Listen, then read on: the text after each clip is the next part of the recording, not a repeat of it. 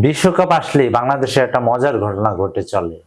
বাংলাদেশ দুই ভাগে ভাগ হয়ে যায়, এক ভাগ আর্জেন্টিনা আর এক ভাগ ব্রাজিল। বিশ্বকাপের আগে যে মানুষটা ফুটবল আর ক্রিকেটের মধ্যে পার্থক্য জানতো না, সেও হঠাৎ বড় বিশ্লেষক হয়ে ওঠে।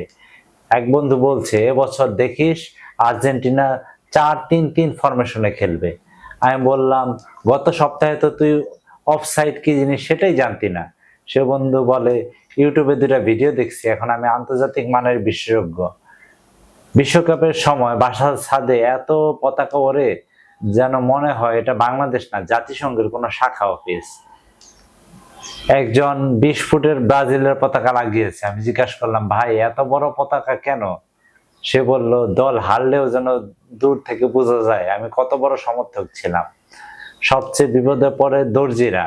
বিশ্বকাপ শুরু হওয়ার আগে সবাই জার্সি বানায়। দর্জি ভাই বলতেছে, সারা বছর পাঞ্জাবি সেলাই করি, বিশ্বকাপ আসলে আমি নাইকি এডিডাস হয়ে যাই।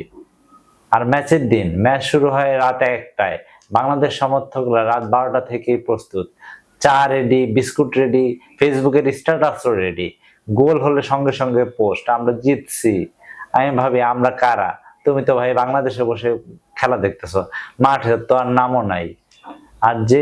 আর দল হারলেই যে লোকটা 3 মাস ধরে ব্রাজিলের পতাকা লাগিয়ে রেখেছিল, সে পরের দিন স্ট্যাটাস দেয়, আমি অত খেলা দেখি না। বিশ্বকাপের সবচেয়ে বড় শিক্ষা কি জানেন?